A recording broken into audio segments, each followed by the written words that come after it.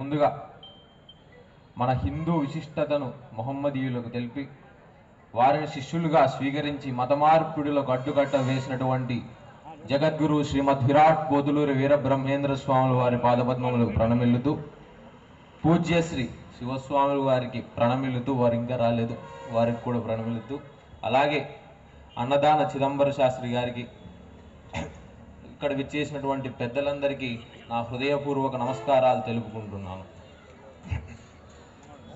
Doctor హెడ్గేవ్ గారు వారికి కూడా ప్రణామాలు తెలుపుకుంటున్నాను.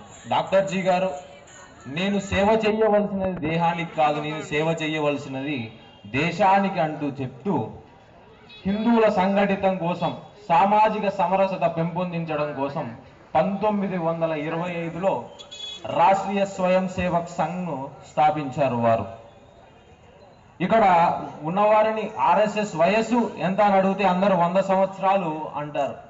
వాస్తవానికి నేను ఆర్ఎస్ఎస్ వయసు చెప్తానండి. ఎంత అంటే, ముందుగా మనల్ని ఎవరైనా మన వయసు అడిగినప్పుడు మనం పుట్టిన రోజు అని మనం తెలుపుతాం. కానీ ఆ పుట్టుకకు అంకురార్పణ 9 నెలల క్రితమే జరిగి ఉంటుంది. దాని యొక్క వాస్తవిక వయసు మనకి తెలియదు కాబట్టి మనం ఈ భూమి మీదకి వచ్చిన రోజు అని తెలుపుతాం. అలాగే ఆర్ఎస్ఎస్ యొక్క బీజాలు, దాని యొక్క మూలాలు 20 సంవత్సరాలు వెనకే ఉన్నాయి. 1915లో హిందువులకు అత్యంత పవిత్రమైనటువంటి హరిద్వార్లో అఖిల భారత హిందూ సమ్మేళనం అని, అది భారతదేశ స్థాయిలో ఎంతో గొప్పగా జరిగింది. అది క్షణకాలంలో జరగలేదు. దాని వెనుక 1905లో దేశ నలుమూలల్లో ఉన్న హిందూ ప్రముఖులలో హిందువుల సంఘటితం కోసం బైఠక్లు, శిబిరాలు అనేక చోట్ల జరిగాయి. దానిని నుంచి రూపాంతరం చెంది 1915లో అఖిల భారత హిందూ సమ్మేళనం ఎంతో గొప్పగా జరిగింది. అక్కడే ఆర్ఎస్ఎస్ కి బీజాలు పడ్డాయి. మనం సగర్వంగా చెప్పుకోవచ్చు, ఆర్ఎస్ఎస్ కి 120 సంవత్సరాలు వాస్తవిక వయసు అని. మనమంతా అనుసరించేది సనాతన హైందవ ధర్మం. ఈరోజు చాలా మంది ఉద్దేశపూర్వకంగా ఆర్ఎస్ఎస్ మీద మతం వ్యతిరేకి అంటూ ముద్ర వేస్తున్నారు. ఆర్ఎస్ఎస్ ఎప్పుడూ కూడా అలా ఆలోచించలేదు. మనందరికీ మూలం సనాతన హైందవ ధర్మం కాబట్టి తల్లి లాంటి సనాతన హైందవ ధర్మంలో మనమందరం వసుదైక కుటుంబంగా ఉండాలనేదే ఆర్ఎస్ఎస్ యొక్క భావన. మీరందరూ రండి, మనమందరం హిందువులుగా జీవిద్దామనేది ఆర్ఎస్ఎస్ యొక్క భావన. అంతేకాని ఇంకొక మతాన్ని నిర్మూలించాలని కానీ, ఇంకొక మతాన్ని నాశనం చేయాలని కానీ ఆర్ఎస్ఎస్ కలలో కూడా భావించదు.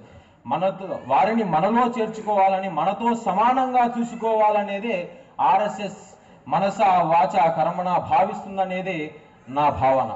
అటువంటి ఆశయ సాధన నుంచి పుట్టినదే సమరసత ఫౌండేషన్.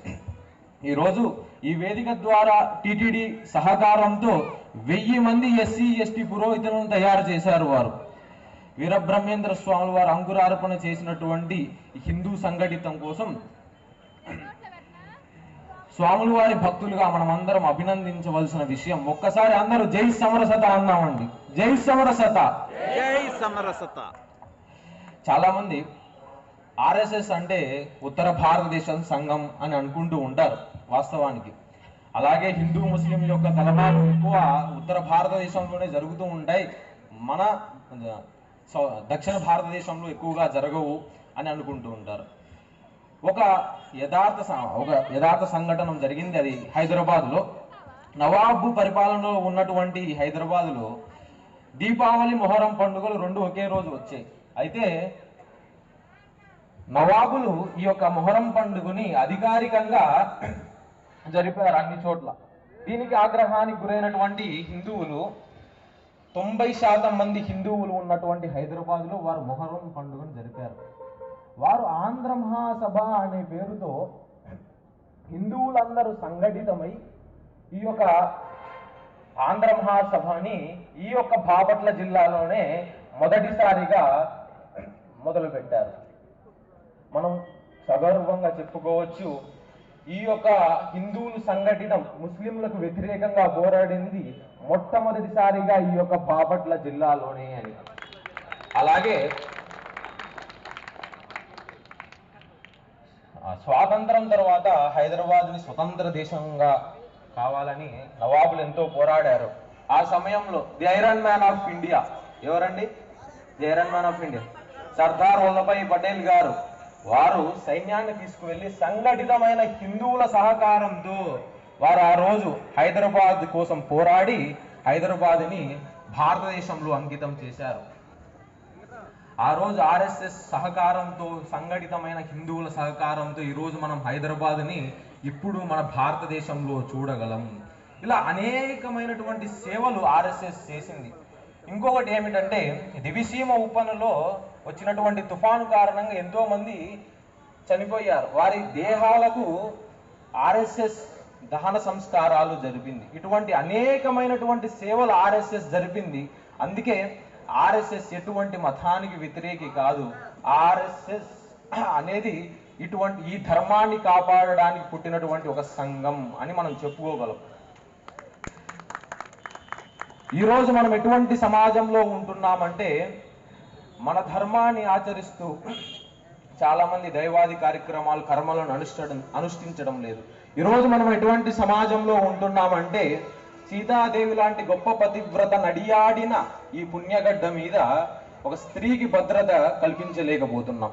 ఈరోజు మనం ఎటువంటి సమాజంలో ఉంటున్నామంటే, మన సనాతన ధర్మాన్ని అనుసరించిన ఒక వ్యక్తిని దహించి వేశారు. కాబట్టి ఈరోజు మనం మన ధర్మాన్ని రక్షించుకోవాల్సిన ఆవశ్యకత మనకి ఉంది. చాణక్యులు వారు చెప్పినట్టు, అస్మాకం సనాతనం తదస్తి పురాతనం అస్మాభిః రక్షణీయం రక్షణీయం. మన సనాతన ధర్మం ఎంతో పురాతనమైనది, దానిని మనం రక్షించుకోగలం. ఒకసారి అందరూ అస్మాకం సనాతనం